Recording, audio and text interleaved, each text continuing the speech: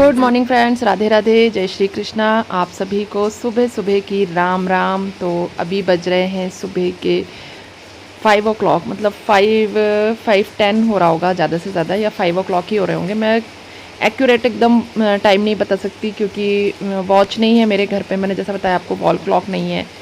इस बार लूँगी दिवाली पर, तो क्योंकि सुबह का लंच प्रिपेयर कर रही हूँ मैं बच्चों का, तो सुबह का टाइम है बिल्कुल। और जब मैं रात में कुछ प्रिपरेशन करके सोती हूँ तो मैं 5 o'clock पर उठती हूँ। जब मैं रात में प्रिपरेशन करके नहीं सोती हूँ तो मैं 4:45 4:50 तक उठ जाती हूँ। तो अभी 5 o'clock के अराउंड हो रहा है, तो मैं आलू के पराठे बनाने वाली हूँ बच्चों के लिए टिफ़िन में। तो रात में ही मैंने जो है आलू बॉईल किए थे, यानी सुबह सब्ज़ी बनाई थी तो आलू बॉईल करके रख लिए थे। 2 आलू रख लिए थे, बाकी की मैंने सब्ज़ी बना ली थी।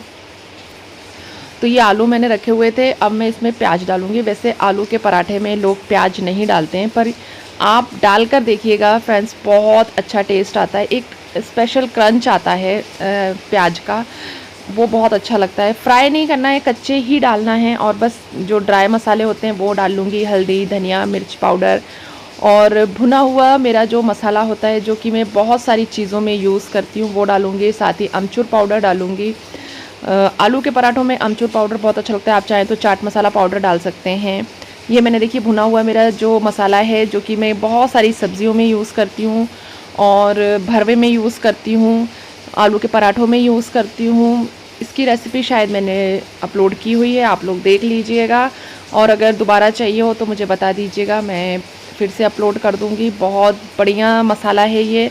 किसी भी सब्ज़ी में डालेंगे ना, सब्ज़ी का टेस्ट डबल हो जाता है। और बना हुआ रखा रहता है तो आप इंस्टेंट आपको बनाने की ज़रूरत नहीं। बहुत सारी सब्जियों में यूज़ होता है, आलू के पराठे में यूज़ होगा, आप डालेंगे ना, टेस्ट ऑसम आता है। आटा मैंने रात में लगा कर नहीं रखा था। मैंने सोचा चलो 3-4 पराठे ही तो बनाने हैं, आटा भी मैं तुरंत लगा लूँगी। तो मैंने थोड़ा सा आटा लगाया।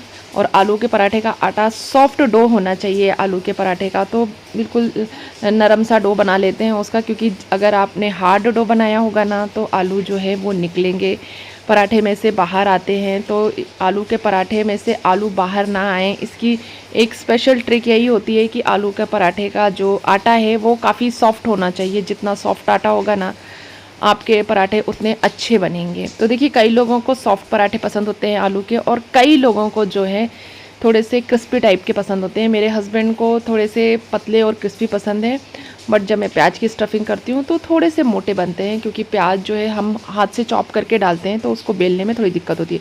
तो देखिए, मेरे आलू के पराठे मैं बना रही हूँ और मैं अच्छी खासी स्टफिंग भरती हूँ। थोड़ी सी स्टफिंग मैं बिल्कुल नहीं भरती हूँ। मुझे मतलब स्टफिंग ऐसी होनी चाहिए ना कि आप बिना किसी चीज़ के भी आलू के पराठे खा लें, यानी ऐसा लगे कि हाँ, मतलब सूखापन, ड्राइनेस ना लगे पराठों में। तो मैं अच्छी खासी स्टफिंग भर करके बनाती हूँ। बच्चों का टिफ़िन है, क्योंकि जितनी ज़्यादा स्टफिंग होगी, आलू के पराठे टूटते हैं तो बच्चे इरिटेट होते हैं खाने में, इसलिए थोड़ी कम स्टफिंग डालूंगी बच्चों के टिफ़िन में। अदरवाइज़ मैं भर भर के आलू डालती हूँ, प्याज डालती हूँ, और साथ ही आलू के पराठों में मैं पनीर की स्टफिंग भी डाल देती हूँ। हरा धनिया, खड़ा हरा धनिया, खड़ी हरी मिर्च डाल करके बनाती हूँ ना, औसम आलू के पराठे बनते हैं। तो सुबह सुबह का टाइम है, बच्चों का टिफ़िन रेडी कर रही हूँ। साथ ही मैंने दूध भी बॉईल कर लिया, और अपने लिए गर्म पानी होने के लिए देखिए मैंने डोंगे में रख दिया है। मतलब मैं और मेरे हस्बैंड गर्म पानी पियेंगे, तो वो भी मैंने एक गैस पर रख दिया। यानी सुबह के टाइम आप देखेंगे 3 बर्नर मेरे ऑन रहते हैं। एक में पानी होता है, एक में दूध होता है, अगर सब्जी पराठा बना रही हूँ तो एक में सब्जी होती है, और एक बर्नर पर पराठे बन रहे होते हैं। तो सुबह सुबह के टाइम पर ना 4 बर्नर स्टोव बड़ा काम आता है। तो जो लोग भी नया गैस स्टोव प्लान कर रहे हैं ना, मेरे ख्याल से 4 बर्नर का ही लीजिए, और बड़ा वाला गैस स्टोव लीजिए, यानी चूल्हा जो है वो बड़ा लीजिए। 4 बर्नर ना बहुत काम आता है मेरे लिए। मैं तो चारों पर काम करती हूँ, और मेरी गैस का जो बर्नर है ना, वो इस तरीके से ऑर्गेनाइज है कि चारों बर्नर बहुत ईजीली यूज़ हो जाते हैं। तो आज मैं आपको इस बारे में बताती हूँ कि मैंने, एक तो गैस आती है जिसमें बैक टू बैक पीछे आगे पीछे बर्नल्स होते हैं, वो गैस कभी मत लीजिएगा जिसमें आगे पीछे बर्नल्स होते हैं। उसमें पीछे वाले जो बर्नल होते हैं ना, वो आगे वाले बर्नल पे अगर आपने कोई बड़ा बर्तन रख दिया या कुछ सामान रख दिया तो पीछे वाला जो है वो एक्सेस नहीं हो पाता है, वो वेस्ट जाता है। मेरे जो गैस के बर्नल है, मैं कभी आपको पूरा अच्छे से रिव्यू दूंगी इसका। इसमें देखिए 2 बर्नल जो हैं वो बीच में हैं, बाकी जो 2 हैं बड़े वाले वो कॉर्नर्स पर हैं। तो इसमें बहुत बड़ा अगर आप बर्तन रखते हैं, यूटेंसिल रखते हैं, तो पीछे वाले का एक्सेस थोड़ा प्रॉब्लमेटिक हो जाता है। अदरवाइज़ आप जो है ना ईज़िली, अगर आप डेली की कुकिंग कर रहे हैं ना, तो यकीन मानिए चारों बर्नल का इक्वली यूज़ कर सकते हैं। तो मैं तो चारों बर्नल का यूज़ करती हूँ, और आप मानिए ना मेरा कुकिंग का टाइम है ना बहुत कम होता है। मैं ना बहुत जल्दी खाना बना लेती हूँ। बस मेरी जो प्रिपरेशन है ना वो होनी चाहिए। अगर प्रिपरेशन है ना तो खाना बनाने में बिल्कुल भी टाइम नहीं लगता है। तो देखिए मेरा आलू का पराठा रेडी हो गया था। और भी अगर आपको मेरे गैस स्टोव के बारे में जानना हो और रिव्यू चाहते हो, और मतलब क्योंकि मैं यूज़ कर रही हूँ, मैंने 3 बर्नल भी यूज़ किया है, मैंने 2 बर्नल भी यूज़ किया है, और अब मैं 4 बर्नल यूज़ कर रही हूँ। तो कौन सा बेस्ट है, किस तरीके से उसकी केयर करनी है, सारी चीज़ें अगर आप जानना चाहते हैं तो कमेंट बॉक्स में कमेंट करके बताइएगा। मैं आपको ना पूरा उसका जेन्युइन रिव्यू दूंगी, कौन सा लेना चाहिए, कैसा लेना चाहिए, और मेरा किस ब्रांड का है, और मेरा जो चिमनी है वो किस ब्रांड की है। क्योंकि कई लोगों को लगता है कि दीदी आपका किचन बहुत अच्छा है, और रियली मेरा किचन अच्छा ही है, वेल मेंटेन है। और मैं ना चीज़ें यूज़ करते करते क्या होता है ना कि लोगों को एक्सपीरियंस हो जाता है और लोग चीज़ों को समझने लगते हैं। और रियल एक्सपीरियंस जो होता है ना वो प्रमोटेड एक्सपीरियंस से बहुत बेटर होता है। तो मेरा जो है ये कोई प्रमोशन तो है नहीं, रियल एक्सपीरियंस है। तो ये एक्सपीरियंस है ना, आपको मैं सच में सही और मतलब ऑथेंटिक रिव्यू दूंगी, आपको क्या लेना है, कैसे लेना है, अपने किचन को कैसे ऑर्गेनाइज करना है। तो अगर आप लोग अपने घर को भी मेरे के घर की तरह साफ़ सुथरा वेल ऑर्गेनाइज रखना चाहते हैं तो मेरे जो चैनल है ना उसको सब्सक्राइब कर लीजिए, और मेरे वीडियोस को कंटिन्यू देखिए। आपको ना बहुत सारी जो है जानकारियाँ मिलेंगी, क्योंकि देखिए मेरा एक्सपीरियंस काफ़ी ज़्यादा है। मैंने एक सिंपल किचन में भी काम किया है।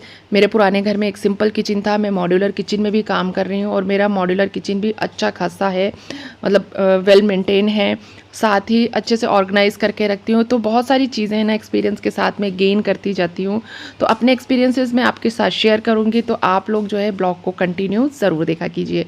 तो देखिए बज चुके हैं 6:38 के अराउंड का टाइम है। बच्चे जो है वो अपने स्कूल के लिए निकल गए हैं। बस जो है उनकी 6:40 तक आ जाती है, तो 6:38 तक बच्चे घर से निकल जाते हैं। 6:38, 39 और 40 टू 45 के बीच में बस आती है। तो देखिए ये मेरा good morning friends, Radhe Radhe, जय श्री कृष्णा। कैसे हैं आप लोग? आशा करती हूँ आप लोग बहुत बढ़िया होंगे। मैं भी काफ़ी बढ़िया हूँ। और आज दिन है बुधवार का ये ब्लॉग है। आपको कब तक मिलेगा देखते हैं, क्योंकि वेरी नेक्स्ट डे जो है ना, मतलब नेक्स्ट डे ब्लॉग एडिट करके अपलोड कर नहीं पाती हूँ मैं।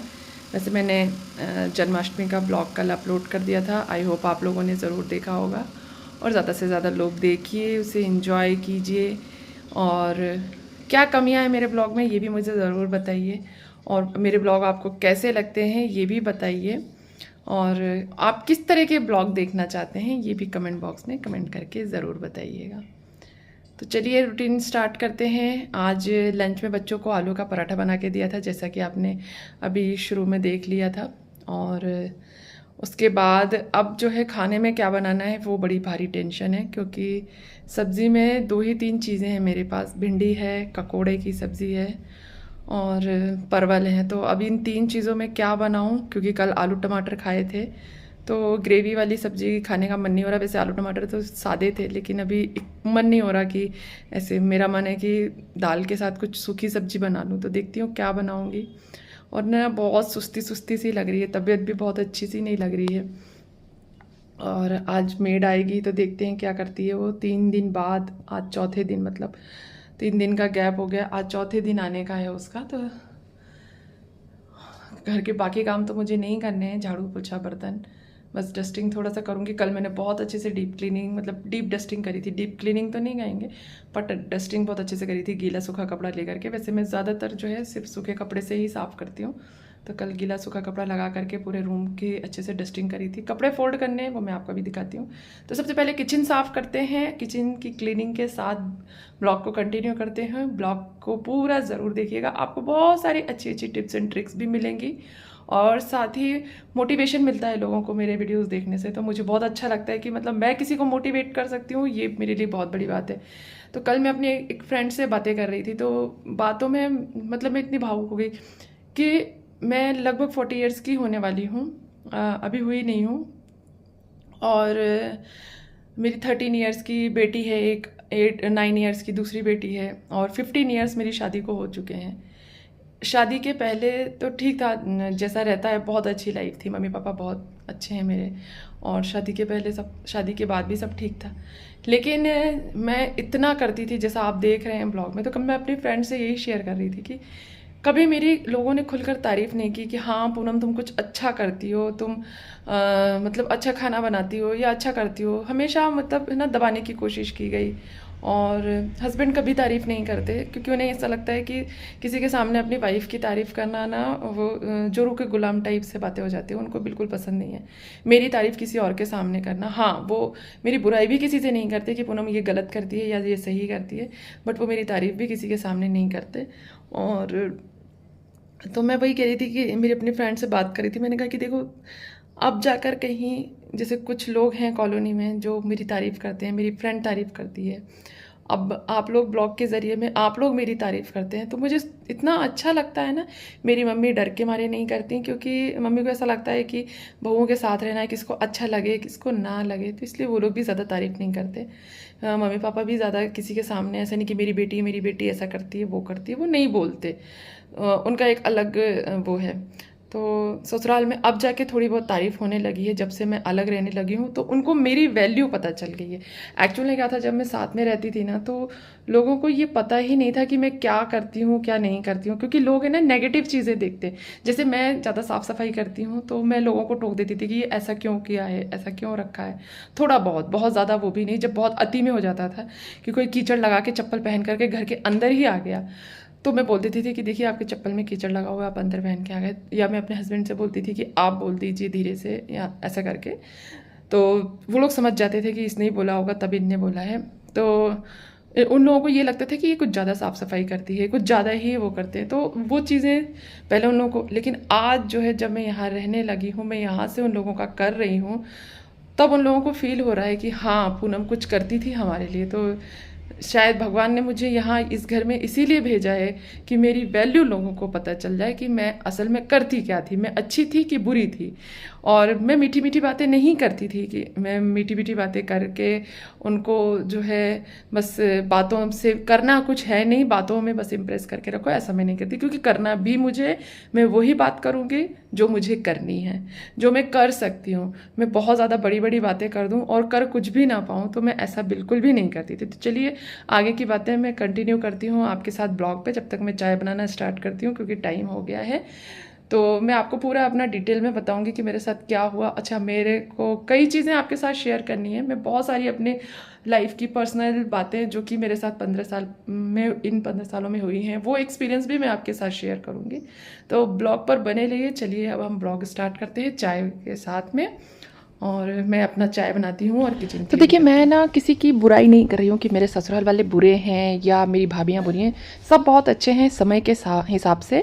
मेरी भाभियाँ तो बहुत अच्छी हैं, बट मम्मी पापा मेरी तारीफ़ इसलिए नहीं करते कि देखिए क्या होता है ना कि थोड़ा सा लोगों को फिर जलन की फीलिंग आती है। तो भाभियों में या उन लोगों में ये चीज़ें ना आए, इसलिए मम्मी पापा नहीं करते। उनके जो चीज़ें हैं मैं उसको बहुत अच्छे से समझती हूँ, और मैं भी चाहती हूँ कि ना करें, ताकि हमारे रिश्ते ख़राब ना हो।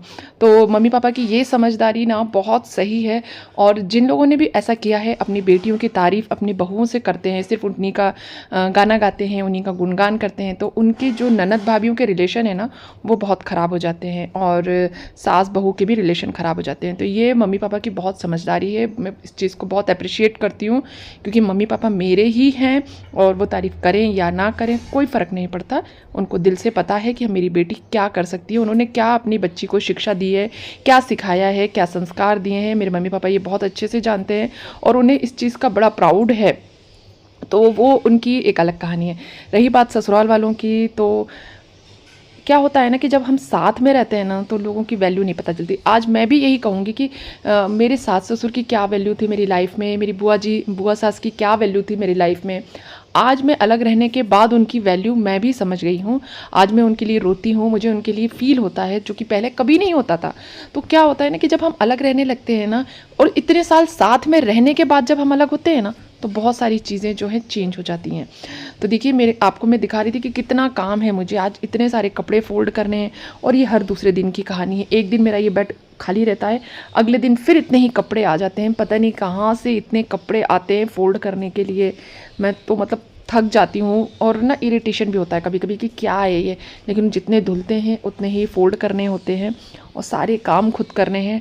ठीक है, लाइफ है, चलती रहेगी, काम करते रहेंगे, और बस भगवान से यही प्रार्थना रहती है कि स्वस्थ रहें। अगर स्वस्थ रहेंगे तो काम करने में कोई प्रॉब्लम नहीं होती है।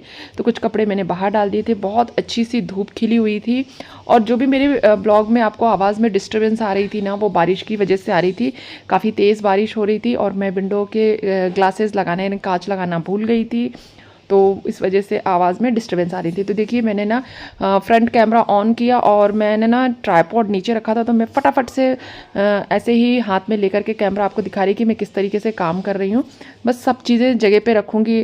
जैसे बच्चों का बॉडी लोशन वगैरह है, वो बेड पे रहता है जब वो तैयार होते हैं। छोटी बेटी को मेरे हस्बैंड तैयार करते हैं, ये मेरी बहुत बड़ी हेल्प है कि वो उसको नहला करके रेडी कर देते हैं। मैं आती हूँ तो उसको कुछ ब्रेकफास्ट वगैरह करा देती हूँ, जैसे एक आध पराठा खिलाना, एक आध सैंडविच खिलाना, वो करके उसकी चोटी कर देती हूँ और उसको रेडी कर देती हूँ। तो ये बहुत बड़ा काम हो जाता है मेरे लिए। मैं आराम से किचन में अपना जो बच्चों का लंच है वो प्रिपेयर कर लेती हूँ। तो मॉर्निंग में अगर आपकी कोई छोटी सी भी हेल्प कर देना, वो भी बहुत बड़ा काम हो जाता है, क्योंकि मॉर्निंग का टाइम पता नहीं किस स्पीड से भागता है। मुझे लगता है हर घर में यही होता है, जहाँ बच्चे स्कूल जाते हैं, हस्बैंड ऑफिस जाते हैं, तो जो सुबह का टाइम होता है ना, वो पता नहीं शायद राजधानी और सुपरफास्ट ट्रेन से भी ज़्यादा तेज़ भागता है। तो सुबह का जो काम होता है ना, उसमें थोड़ी सी भी हेल्प है ना, हमारे लिए बहुत रिलैक्सिंग होती है। तो मैं आराम से नीचे का अपना लंच वगैरह बना करके, बच्चों का जो टिफ़िन है पैक करके, ऊपर गर्म पानी वगैरह ले जा पाती हूँ। तो उनकी की हेल्प से मैं ये सब कर पाती हूँ। उसके बाद मैं नीचे आ गई, मैंने सब्जियाँ वॉश करके रख ली। आज मैंने बनाई थी मिक्स वेज, और मिक्स वेज भी ऐसी जिसमें ना तो फूल गोभी थी, ना मटर थी, ना गाजर थी, ना बीन्स थी। जो सब्जियाँ मेरे पास मेरे किचन में अवेलेबल थी, मैंने उन्हीं से मिक्स वेज बना दी। जैसे कि मेरे पास एक शिमला मिर्च थी, थोड़ी सी भिंडी थी, और साथ ही थोड़े से परवल थे, और आलू और प्याज, बस इतनी ही चीज़ों से मैंने मिक्स वेज बनाई। पूरी रेसिपी मैं शूट नहीं कर पाई, क्योंकि जैसे मैंने आपसे बताया है कि मेरे पास सिर्फ एक फ़ोन है, और इस फ़ोन में जो है मेरी बुआ सास का यानी बुआ जी का फ़ोन आ गया, तो मैं उनसे बातें करने लगी, और रेसिपी पूरी शूट नहीं कर पाई।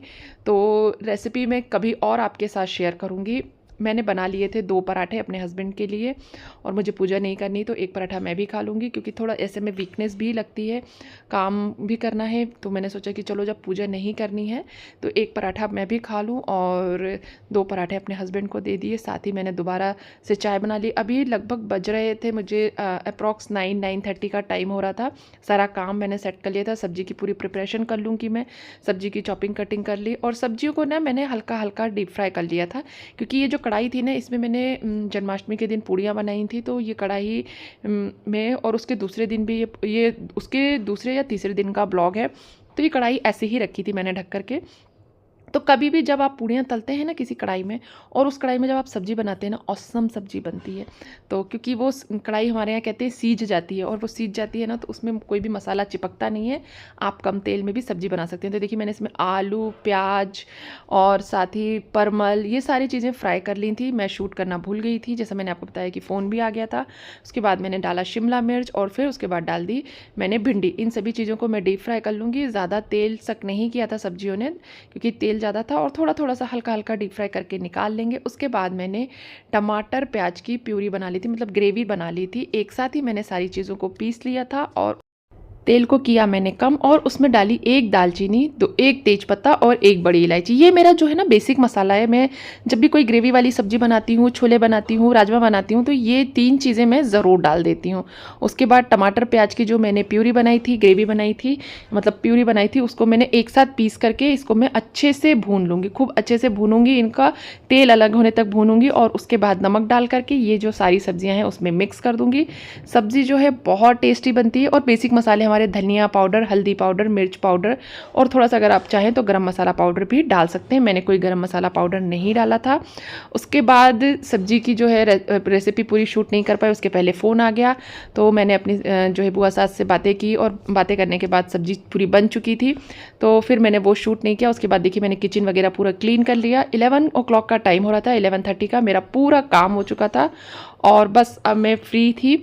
और उसके बाद मैं करूँगी एडिटिंग या फिर कुछ और कपड़े फोल्ड वगैरह करना है वो कर लूँगी बैठ करके।